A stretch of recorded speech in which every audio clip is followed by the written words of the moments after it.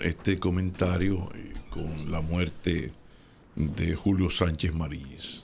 Julio fue el, el rector de INTEC en los últimos años, el 2020, y fue sobre todo un educador nato.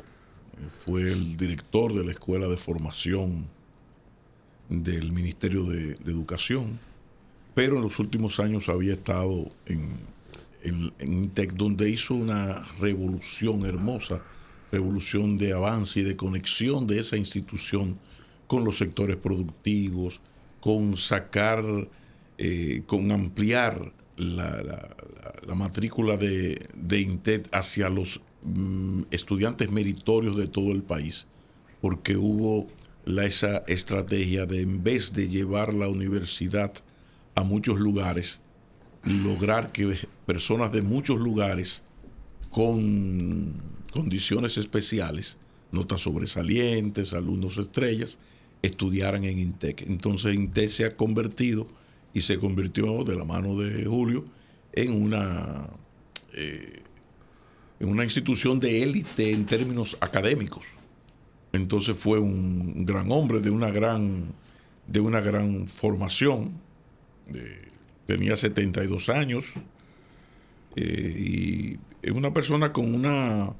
Él estudió psicología, pero se especializó mucho en formación docente, en educación.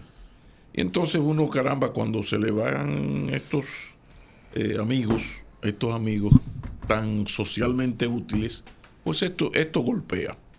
Realizó estudios de especialidad en planificación y administración de la educación superior en el INTEC, un doctorado en estudios organizacionales y gerenciales de la Escuela de Negocios de la Universidad Estatal de Nueva York, en Albany.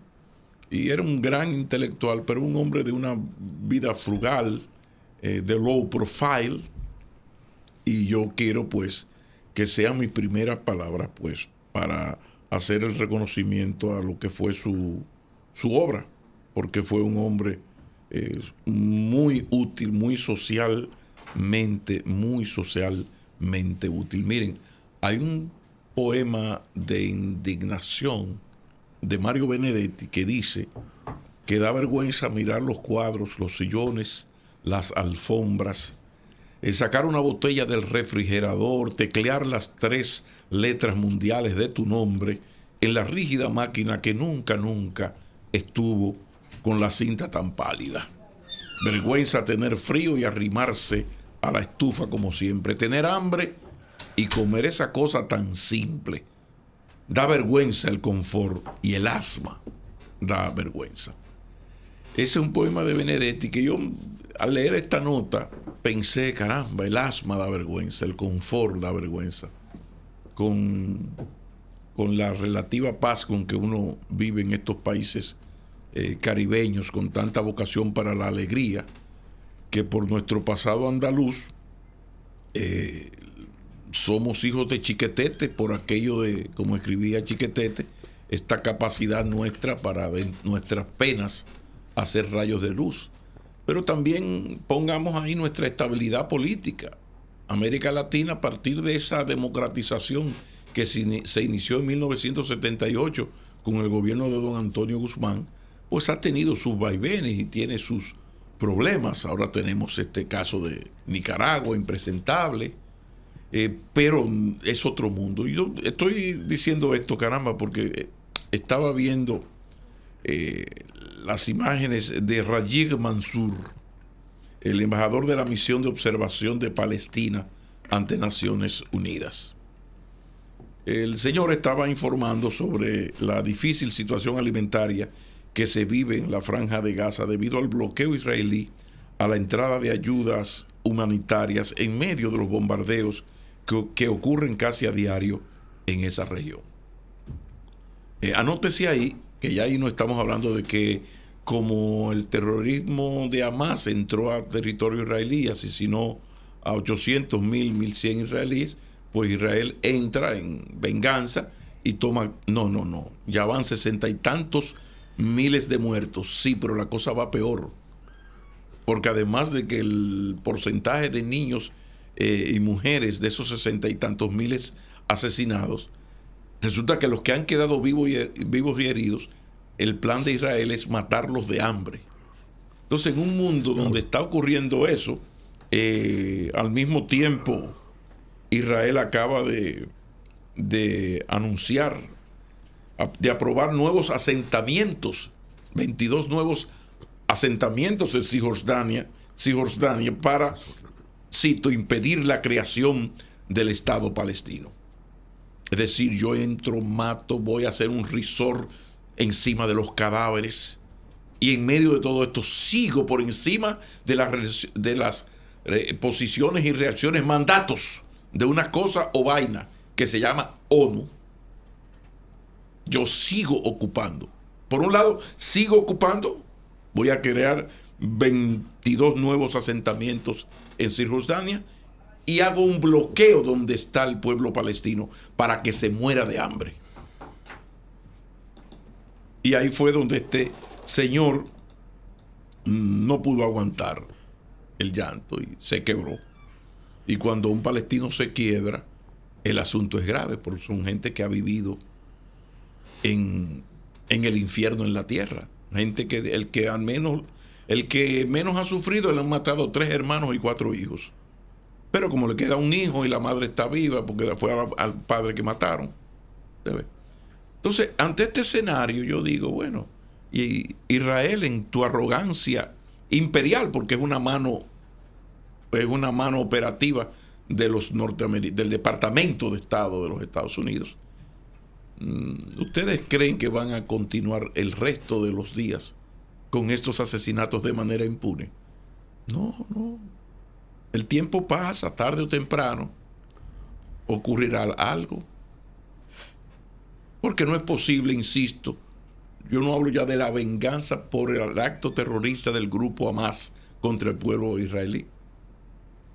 Pero a partir de ese acto terrorista, y van 62 muertes, ¿hasta dónde ustedes piensan llegar? Pero además, esa es la ONU que le preocupa la democracia en Venezuela. O sea, la ONU está preocupada porque en Venezuela el gobierno venezolano hizo una de esas vagabunderías que hacen estos gobiernos de democracias iliberales, que son esas democracias donde se celebran elecciones, pero institucionalmente no se funciona como una democracia cuyo elemento fundamental es la separación y funcionamiento de los 3 poderes independientes. Entonces la ONU de repente ve qué vaina. La ONU se preocupa. Ahora hay la posibilidad, el loquito viejo habla además de Diosdado Cabello, el número 2 del gobierno, dejó abierta la posibilidad de que tal vez, quizás, posiblemente el gobierno podría apresar un Homo sapiens hembra que se llama María Corina Machado. Y eso es noticia en todos los medios. Pero en Israel, en Palestina, van 62.000 muertos. Pero no, 62 muertos ya, eso es mucho. No, es que hay algo más. Es que están bloqueados para que se mueran de hambre. Y se da la orden para que no le permitan la llegada de alimentos para que se mueran de hambre. Niños. Entonces, en un mundo así, ¿para qué carajo sirve la ONU? Bueno, para servir a los intereses norteamericanos. En un momento determinado, a los norteamericanos les interesa las riquezas de Venezuela. Hoy se ponen democráticos, les preocupa que en Venezuela la democracia funcione muy mal y haya un semitirano o un presidente malo. Diga lo que usted quiera del señor Maduro. ¿Están preocupados? La ONU está preocupada. La jodida OEA, que para los que alumbra apagada es que luce. ¿Cómo no me voy a reír de la OEA si es una cosa tan fea? Esa OEA que justificó el asesinato de más de 2.000 dominicanos y la invasión, que eso sí fue una invasión. Invasión, asesinato de dominicanos por el ejército de los Estados Unidos.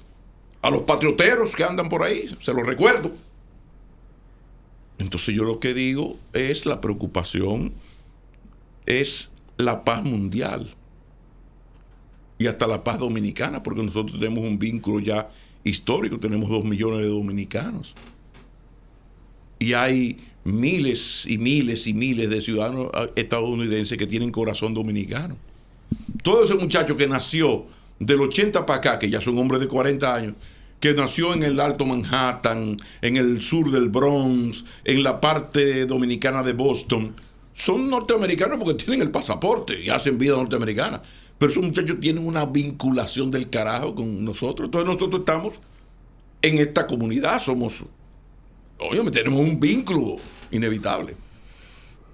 Ahora yo lo que pregunto, ante esto, los intereses norteamericanos, cualquier acción terrorista contra el territorio de Estados Unidos nos afecta a nosotros y nosotros tenemos que repudiar eso como repudiamos enérgicamente lo del 11 de septiembre. Ahora, al mismo tiempo, hay que decirle al Departamento de Estado de Estados Unidos, señores, ¿cuáles son sus límites? ¿A dónde ustedes van a llegar?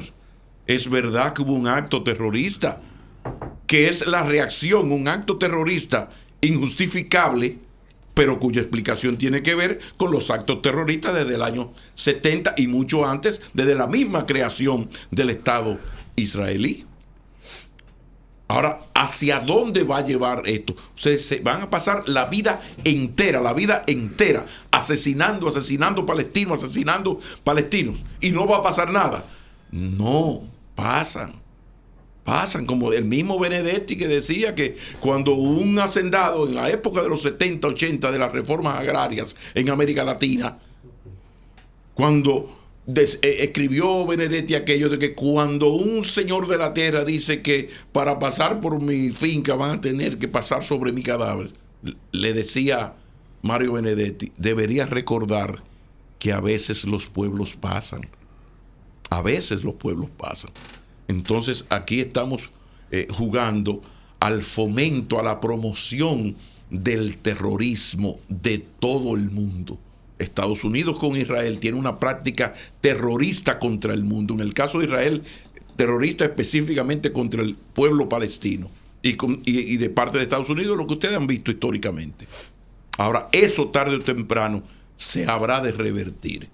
Y a mí lo que me preocupa es que cualquier agresión al territorio, al pueblo estadounidense, de alguna manera, es una agresión al pueblo dominicano.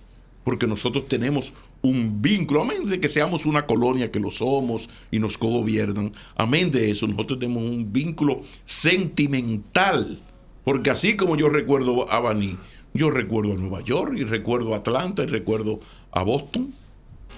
Y una buena parte de los dominicanos tenemos historias, y si no las tenemos, porque usted nunca ha viajado, gente que usted ama ha sido feliz en Estados Unidos, para no tocar el tema económico. Así que yo lamento muchísimo que el mundo esté tan complicado y haya tanta incitación a la descomposición del globo terráqueo. Conoce las claves del día.